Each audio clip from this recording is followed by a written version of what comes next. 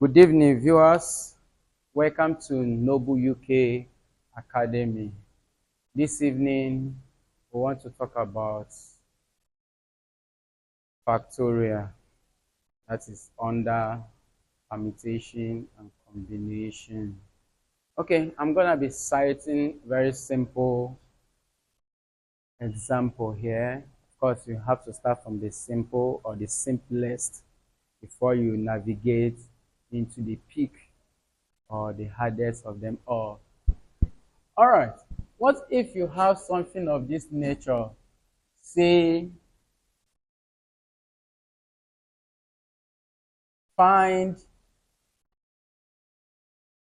n if n factorial is equal to 120. Very simple. How do you deal with this? Of course, you must tell yourself or ask yourself, what does factorial actually means? Now, factorial is actually a product of positive integers less than or equal to that number. For instance, you have, let's say, 3 factorial. So this will give you the product of that number, which is 3 times 2. 2 is less than 3. That is why I said the product of the positive integers less than the number or equal to the number. Of course, this is the number. Then 2 is less than the number times 1 is less than the number. You can also say times 0 factorial. Of course, 0 factorial is something as 1. So if you say 3 times 2 times 1 times 1, that will give us 6, meaning that 3 factorial is equal to 6. Now, looking at our equation here, 3 factorial, n factorial is equal to 120. So you ask yourself, what is the product of the numbers which is in succession of n? And when you multiply them out, we give you 120.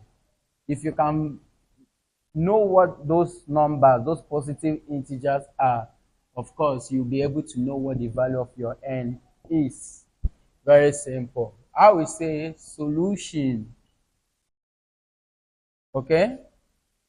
N factorial is equals to 120. That means that n factorial is equals to, I will ask myself, if I start from 5 times 4 times 3 times 2 times 1, will it give me 120? Let's check out. 5 times 4 is 20. 20 times 3, 60. 60 times 2 is 120. 120 times 1 is 120. So that follows that n factorial is equals to 5 factorial. That's what it means. Because 5 factorial, from what I explained here, 5 factorial automatically will give us, from following what I explained here, 5 factorial will give me 5 times 3. Sorry, I said 3. You'll be splitting it by minus 1. That is 5 times 4. Minus 1 from 4, that is 3. Minus 1 from 3, that is 2. Minus 1 from 2, that is 1.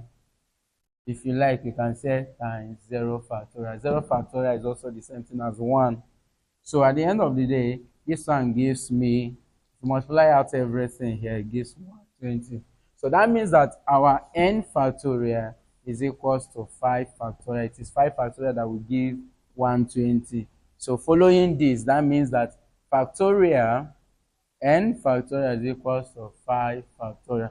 Factorial, we cancel out factorial. We have that n is equals to 5.